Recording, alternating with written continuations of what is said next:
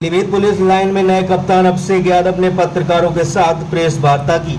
इस दौरान उन्होंने मीडिया के सवालों का जवाब देते हुए पत्रकारों से सही, सटीक और त्वरित सूचना प्रसारित करने का आह्वान किया। एसपी अभिषेक यादव ने मदरसों व मस्जिदों पर हो रही कार्रवाई को लेकर बताया कि डीएम के निर्देश पर 2 एसडीएम और 2 सीओ को जांच सौंपी गई है। जांच में अगर कोई ऐसा मामला सामने आता है तो कार्रवाई अमल में लाई जाएगी। वहीं फर्जी पासपोर्ट, वीजा और नौकरी के नाम पर हो रही ठगी को लेकर उन्होंने कहा कि लोगों में जागरूकता की जरूरत है, क्योंकि वीजा और पासपोर्ट बनवाने का प्रोसेस सेम है और नौकरी के नाम पर ठगी करने वालों का भी गिरोह होता है, जिन पर समय समय पर कार्रवाई भी होती है। लेकिन ज़रूरत है तो जागरूकता की, इसलिए लोगों को ठगों के चक्कर में नहीं पड़ना चाहिए। एयरपोर्ट पर फर्जी वीजा और पासपोर्ट पकड़े जाने पर जेल भी होती है। लोगों में जागरूकता आए और लोग ठगी का शिकार न बने, इसको लेकर पुलिस प्लान कर रही है।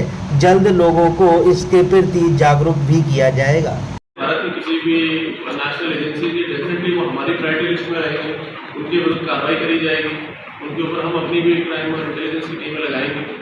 और सेकेंड, मेरा मानना है कि अगर कोई भी संस्था ऐसी चल रही है जो किसी भी व्यक्ति को पागल बना रही है, भाई हो सकता है हर जगह ऐसी चीज़ें होती हैं, कोई किसी नाम पे लेता है पैसा, कोई किसी नाम पे लेता है, कोई पुलिस में आर्मी में भर्ती कराने के नाम पे आपने देखा होगा बहुत जगह फर्जीवाड़े होते हैं, सरकारी नौकरी लगवाने के फर्जीवाड़े होते हैं, यहाँ पे हो सकता है कि बाहर भेजने के ज़्यादा हो।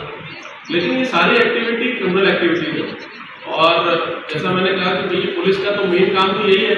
अगर हो सकता है भाई 2 लोगों के बीच में झगड़ा है, पैसे का लेन देन है, वो एक प्राइवेट मैटर हो सकता है, बट अगर कोई व्यक्ति 10, 20, 50 लोगों को पागल बना रहा है एक ही चीज को, तो फिर वो तो प्रॉपर एक गिरोह है, तो उसको गिरोह की तरह ही ट्रीट किया जाएगा, क्राइम की तरह ट्रीट किया जाएगा। हम वेरीफाई करेंगे जो ऑलरेडी क्रिमिनल एक्टिविटीज एफआईआर वगैरह हुई है उसमें तो कार्रवाई होगी, बट मेन उद्देश्य ये रहेगा कि किसी भी तरीके से पब्लिक को बेवकूफ़ न बनाया जाए, पब्लिक का पैसा न लूटा जाए।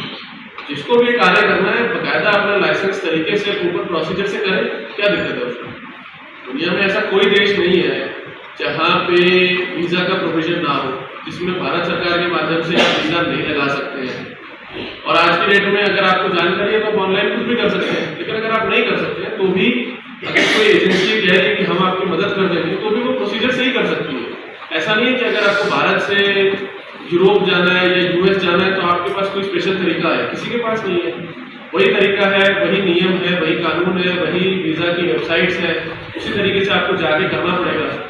तो आई थिंक इसमें एक चीज़ और हम लोग करने की कोशिश करेंगे, शायद पहले भी हम होगा कि लोगों को भी जागरूक किया जाएगा कि भाई ऐसा नहीं है कि कोई स्पेशल आदमी आपका स्पेशल तरीके से लगा दे।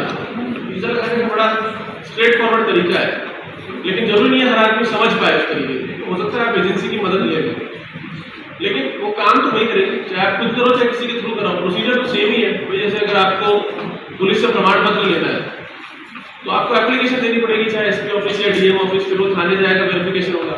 उसमें ये तो नहीं हो सकता है कि आपको प्रमाण पत्र यहाँ लेना है और आपने सीडीओ के यहाँ या विकास भवन में बरेली में एप्लीकेशन दे दी।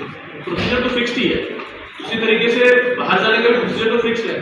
तो लोगों को जागरूक ये भी करेंगे कि ऐसा नहीं है कि आप उल्टे तरीके से चले जाएंगे, क्योंकि वो भी होता है और उसकी लोगों को भी जो जानकारी नहीं है वो ये है कि मैक्सिमम लोग उसमें फंस जाते हैं।